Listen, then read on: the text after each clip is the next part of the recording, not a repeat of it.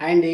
అందరు నమస్కారం. నా పేరు కిరణ్. ఇప్పుడు మనం మాట్లాడుతున్న 'కార్తీక దీపం' సీరియల్ ఎపిసోడ్ రివ్యూ గురించి, అలాగే అప్‌కమింగ్ ఎపిసోడ్స్ ఎలా ఉండబోతున్నాయి అనేసి మాట్లాడదాం. శివనారాయణ గారికి చెవుల్లో నుంచి ఇట్లా బూస్ బంప్స్ వస్తాయి చూడండి, ఆ విధంగా వచ్చాయి. జోష్న అయితే కోర్టులోనే కలవగంతా ఉంది, అది మాట్లాడదాం.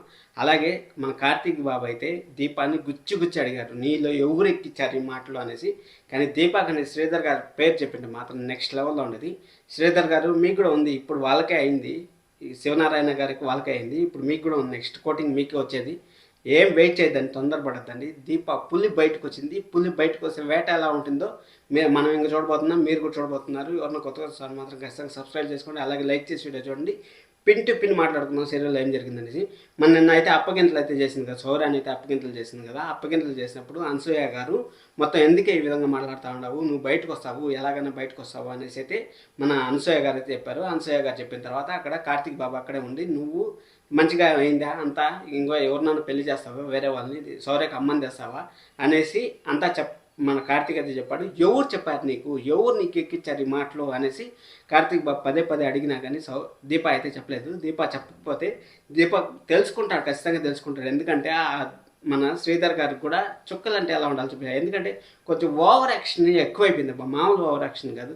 సరే, అది అయిపోయిన తర్వాత నేను ఈరోజు ఎలాగైనా సరే మన దీపాన్ని బయటికి తీసుకొస్తాను, సౌర్యకి మాట ఇచ్చాను, మీరు వెళ్ళండి అనసూయ గారు అనేసి అక్కడి నుంచి డైరెక్ట్ కోర్ట్ సీన్కి అయితే చూపించేస్తారు. కోర్ట్ సీన్లో మనకి అంతా మామూలుగా జరుగుతుంది, ఇంట్రాగేషన్ అంతా జరుగుతుంది. లాస్ట్ వీక్ ఎలాగ జరిగిందో అదేవిధంగా జరుగుతూ ఉంటే ఇక్కడ ఏం జరిగిందంటే ఆధారాలు ఫోరెన్సిక్ రిపోర్ట్స్ వచ్చాయి కదా. రిపోర్ట్స్లో ఏముందంటే ఫస్ట్ మన జోష్న అయితే కలగంతా ఉంది, పట్టపగలు కలగంతా ఉంది. అక్కడ ఏమైందంటే జీవితకాలం జైలు శిక్ష అంట.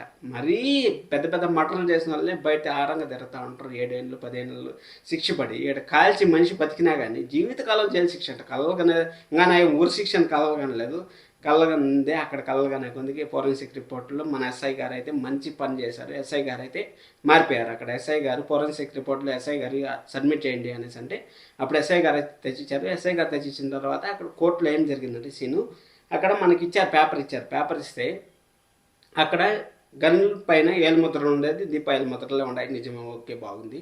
ఇక్కడ ఇంకొక మెయిన్ మ్యాటర్, దీపా గన్లోంచి బుల్లెట్లు రాలేదు అనేది చాలా చాలా కీలకంగా మారింది. జోష్నాకి బ్లాస్ట్ ఎలా ఉండిందో అలా అయిపోయింది. నెక్స్ట్ లెవెల్ అనిపించింది ఆ ఎపిసోడ్. జోష్న మోహన్ చూస్తా ఉంటే అబ్బా ఎంత సంతోషంగా ఉంది. ఇన్ని రోజులు కష్టం అంతా బాధ అంతా ఒకేసారి పుష్టింది అనిపించింది. అలాగే దీపక్ అయితే రేపు బెయిల్ అయితే వస్తుంది. నేను ఆల్రెడీ చెప్తానే ఉన్నాను, బుధవారం దీపక్ బెయిల్ వస్తుంది, ఎలాగోలా వస్తుంది అనేసి. అక్కడ ఎస్ఐ గారు అయితే మారారు. ఎస్ఐ గారిని ఎలా మార్చారు ఏమనేసి మనకు రేపు ఎపిసోడ్లో అయితే మనకు తెలుస్తుంది. మీరైతే సబ్స్క్రైబ్ చేసుకొని మరిన్ని వీడియోస్ కోసం. Thank you so much. Sivanarayana గారు జాగ్రత్తగా పెట్టుకోండి మీ మనవరాల్ని. ఇంకొకసారిగా దీపాచలకు పోయిందనుకోండి, ఇంక ప్రాణాలతో ఉండదు, జాగ్రత్త.